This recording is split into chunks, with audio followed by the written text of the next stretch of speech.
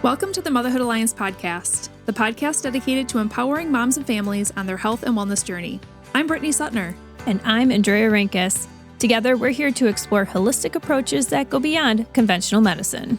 Each week, we dive into topics that matter most to you. Everything from nutrition and mental health to alternative therapies and natural living. And whether you're a new mom navigating the early stages of parenthood or a seasoned pro looking for new ways to support your family's well-being, you're in the right place. Even better, all of our guests are local small business owners who you can actually talk to and work with. You can learn more about today's guest and connect with hundreds of other health and wellness professionals through our informative and easy-to-use directory at motherhoodalliance.com. Before we get started, keep in mind that this podcast is for informational and educational purposes only and is not a substitute for personal healthcare advice. Please consult your healthcare provider before making any changes based on the podcast content. Thank you for joining us on this journey. Are you ready to help your family thrive? Let's get started. Hi, we are Britt and Drea from motherhoodalliance.com, and we are excited to welcome you to a 4-episode series with Dr. Srikar Karanam, who is a board-certified emergency medicine physician and the owner of Revamp Hormone Replacement and Weight Loss, a small business based out of the Appleton area that specializes in bioidentical hormone replacement therapies and both medical and natural weight loss solutions. After his residency was finished, Dr. Srikar embarked on a personal health transformation in which he lost over 40 pounds.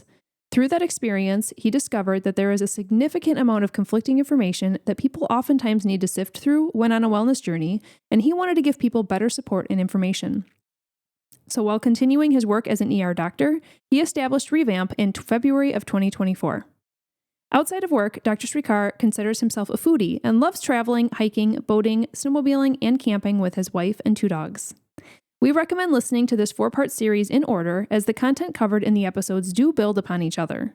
With Dr. Srikar's expertise, we are excited to help you feel informed into the sometimes confusing worlds of hormones, PCOS, weight loss, and more. So let's jump into today's conversation. Hey everybody, welcome back. We are here with Dr. Srikar. Welcome. Well, thank you. We're so excited to have you here. And as your listeners know, we like to start out each new guest with either a fun fact or a fun story, something fun that we're going to learn about them. And you have kind of a fun story to tell us because you've done some awesome traveling around the world. So why don't we start with that? Yeah, so I love to travel. We usually take about 2 to 3 international trips every year with friends. So one of the things is with med school friends, we go every single February. We try to go somewhere international. So it's been 10 years running. We did take a break for COVID, but I don't count that a year. No one remembers that year anyway. We've all blocked it out. Exactly. But I guess one of the fun fact is, so in Colombia, people drink cocoa leaf tea, which is what cocaine is derived from. But we also use cocaine in medical field as well. But when we were doing whitewater rafting in Colombia, towards the end of it, we were just feeling worn down. It was a long day. And one of our guide gave us some tea. We're like, oh, this feels great. I was like, this like great green tea, flavored well. And we towards the end of the cup, I start feeling a little kick to it. I'm like, man, there's a lot of caffeine in there. And they started laughing because they thought we knew there was a cocaine derived tea or as a cocoa leaf tea. So I guess I can say I have experienced cocaine. I gotta say it's not in this country, so please don't report me. But it was a unique experience that I wasn't expecting. Were you rafting then after that? So you were experiencing like the high of rafting while also being essentially on cocaine? Yes, pretty much. So we did raft in the morning, took a break for lunch. That's when we got the energy pickup, as I like to say, and then continued rafting. I have to say the afternoon rafting was a little bit more different. It's a little bit more energetic for all of us involved. Wow, that is a very unique story. Thank you for sharing that. I'm sure you have a lot of stories from all of your travels. But yeah, I love traveling. It's great. It's amazing. Hilarious. So fun. Well, we also want to start with your story in general and just learning about how you became interested in the medical field in general. And then also, now that you've started your own business in the wellness industry, how you led to that. So let's start with, how did you become interested in becoming a doctor? Yeah, so actually it's kind of somewhat late. So initially, I came to US when we were 12. My dad was an engineer, and that's the career path I thought I was going to take as well. So I went through high school, went to college to become an engineer. But as I started working in the engineering field, I realized it wasn't for me. I didn't have the personal connection that was really really missing. Of course, every single field is different, but most at that time, you had your coworkers that you worked with, maybe 3 or 4 coworkers, and that was it. I really was missing the social aspect of a career. So I wasn't satisfied. Then I started looking around. What else can I do that would really scratch that itch? And it kind of fell into medicine. Shadowed some of family, friends, and other doctors in the community, and realized, medical field is vast, and I could kind of pick and choose how I interact with people, and they all seem very satisfied with their career. The biggest thing for me was someone walks into your door, and within, either immediately or you go on this long journey with the patient, which doesn't happen in engineering. You don't get to go on a journey with somebody else. And imagine you go on 20, 30 journeys a day, and you get to keep in contact with the same patients again. So that really kind of made it clear to me that that's the right field, or at least it's a field I want to go into. So I pursued my medical school, went to medical school in Florida, did residency in Mississippi, worked a little bit in Nashville and upstate New York, and then kind of slowly made our way back up to Midwest. So this is where your family came to, is the Midwest? So my family grew up in Cincinnati. It's kind of odd how we ended up. So I don't have any connection to Wisconsin whatsoever, but I have never lived in this region or this far up north in my life. So for me and my wife, it was once again another adventurous journey. We had, it was right after COVID. I was getting essentially burned out in Nashville. I wanted to get away from big cities as well at that time.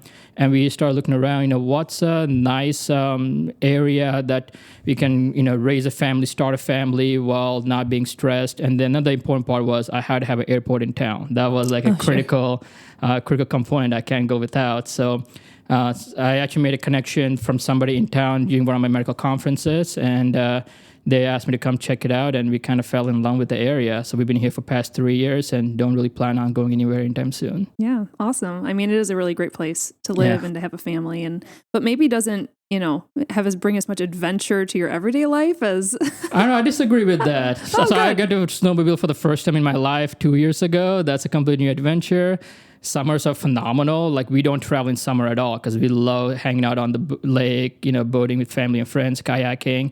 And the food here locally, you have enough variety to kind of scratch any type of food you want, any itch. If you're craving Japanese, you can get it. If you're craving Vietnamese, you can kind of hit it. So I feel like there's like a good balance in this area of adventure, but having more relaxed lifestyle and easy way to get out of town if you want to. Well, there you go.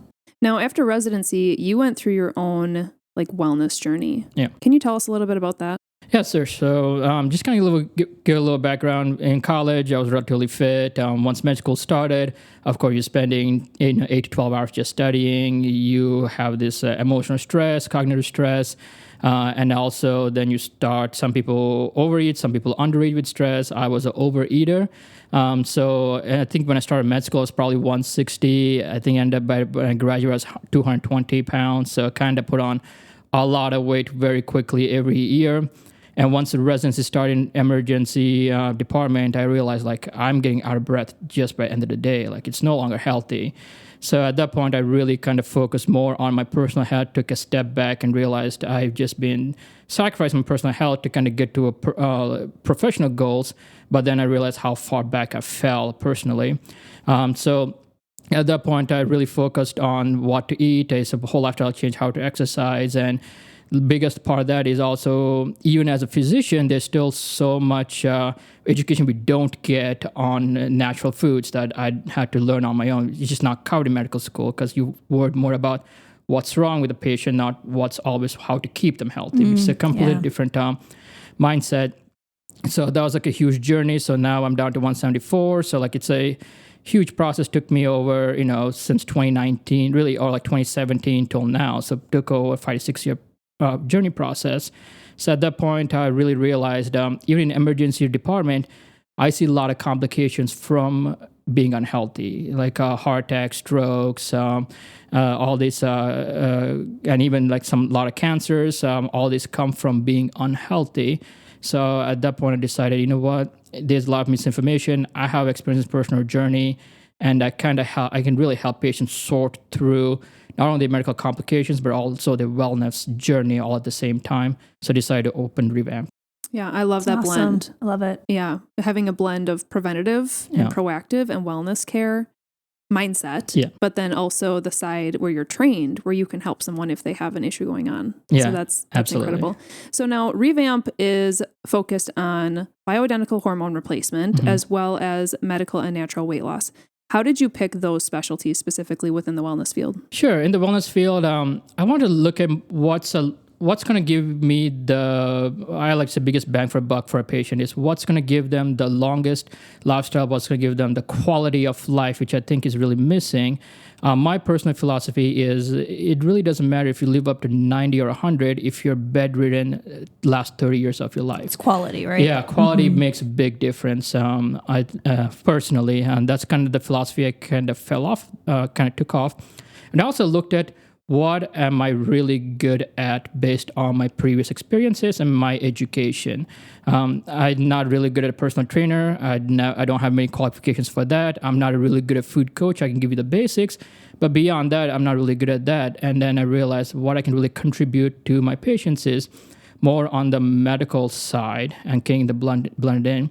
And really, all the studies show that hormonal health is what gets you the long-term preventative care. And most of us, we start having medical issues once we start hitting 30s and 40s, as we can something always pops up around that age and just kind of snowballs. So what can I do to keep that from happening? And if you all look at it, everybody looks really healthy in their 20s, but like once you start hitting 30s and 40s is when they start putting on weight. What can I do to kind of help prevent that from happening? So this kind of helped me both the natural calling and what I would give you the longest quality of life as well. Okay. So if we go to the basics here, can you explain what are hormones and how do they work? Sure. So hormones will kind of split into men and women. They are relatively gender specific. Hormones in just a global sense is essentially how your body from one organ communicates with another organ. For example, everybody knows about thyroid hormone. So thyroid is a gland around your neck that sends a chemical that travels through your whole body, and it signals the rest of your body, your muscle tissue, your heart tissue, your GI tissue, on how to essentially behave. And that's your body regulates that really well. When that gets out of whack is when you start having problems. So that's just in general is how hormones are chemicals your body communicates with each other from brain down to your body up to your brain in a circle. The biggest one that we really work with and the ones that most people have issues with is the first one for men is what we call testosterone, essentially. So testosterone is a hormone. It's more in men than women. Both men and women make it. But as we age, men slowly starts declining. So for men, we essentially replace testosterone. Women, it's a little bit more complex. So women make estrogen, progesterone, and testosterone. They all kind of work in this synchronized dance, I like to say it. So every month, if you're having regular periods and you're not on any birth control, your estrogen and progesterone will fluctuate pretty high. It'll peak and it'll pretty much drop down to zero again. And as long as that's synchronized, you do really well.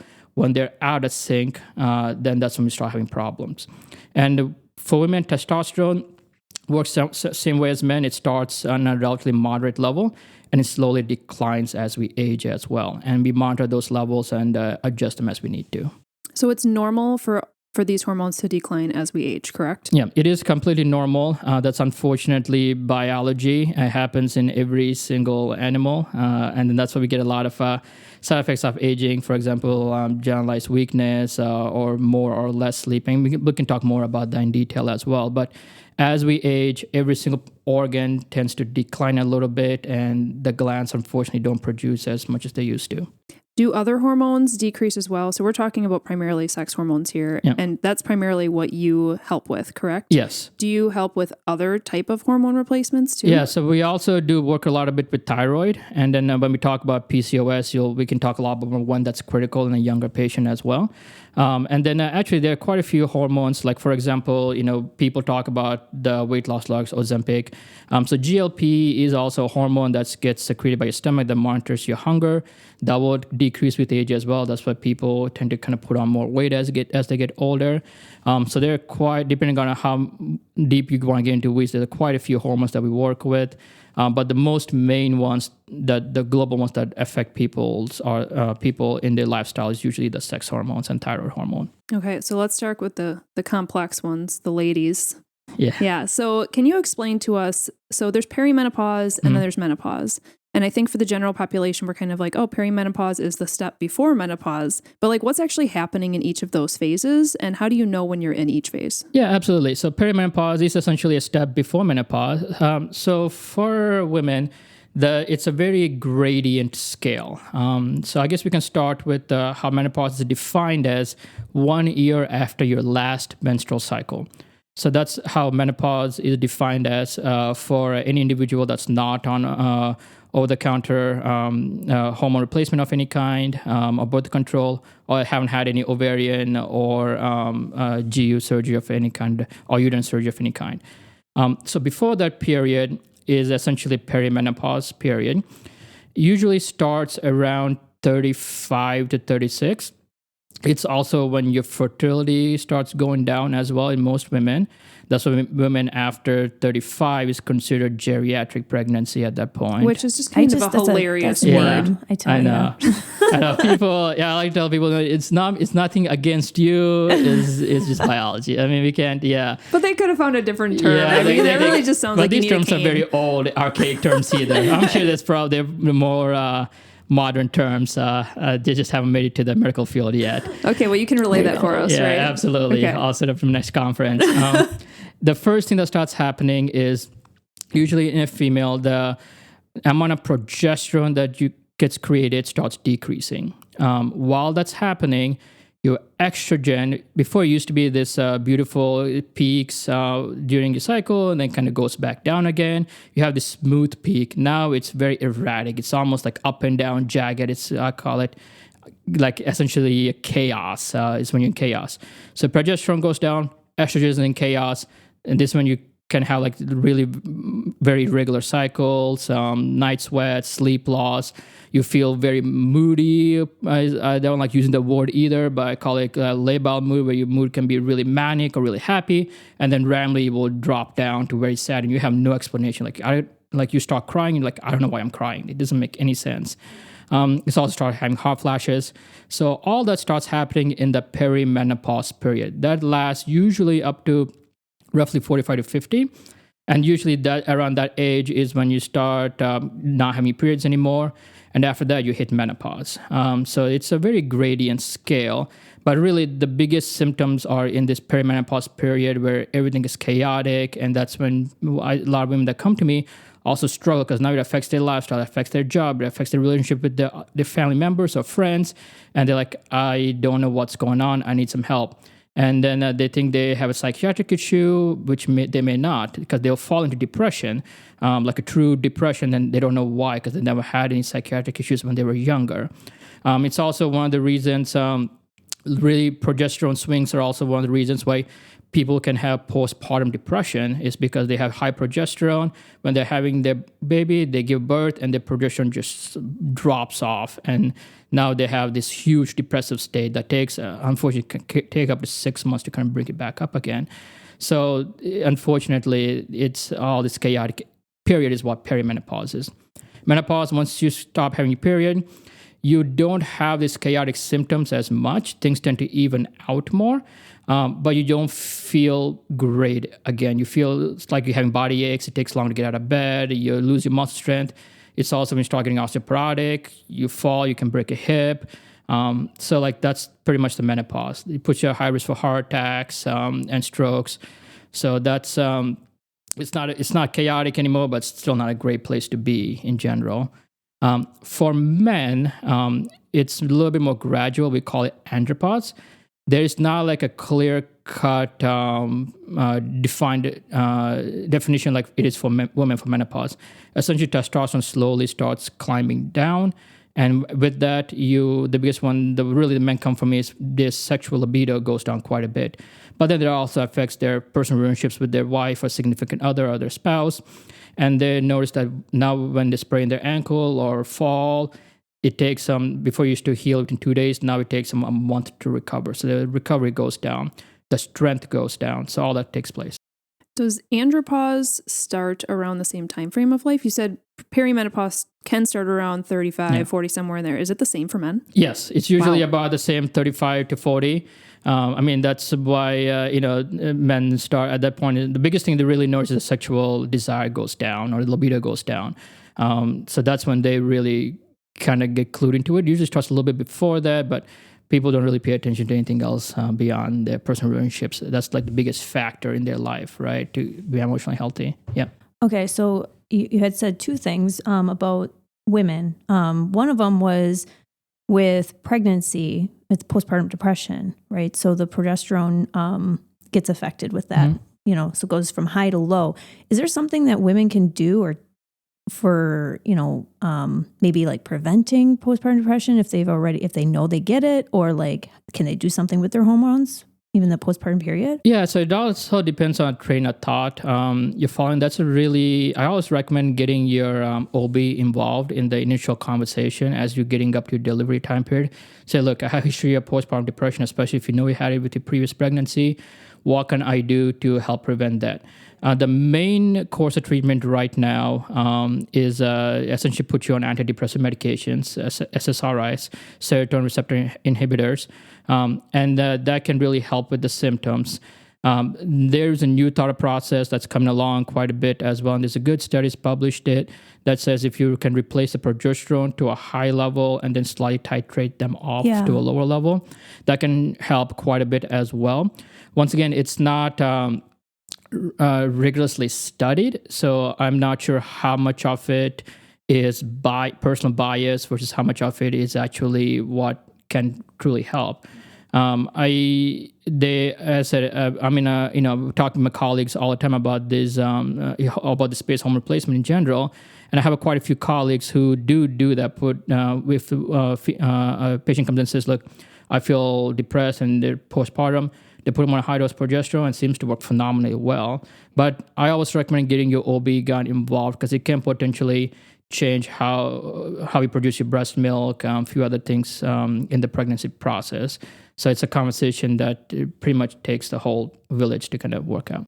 Okay, and then that's great. And then the other question I had was, you talk about perimenopause starts around 35, 40, and we can't stop the hormones. Like, this is a natural thing that's going to happen to all of us, but how our bodies and how we handle it, I guess, throughout the process and balance it is important.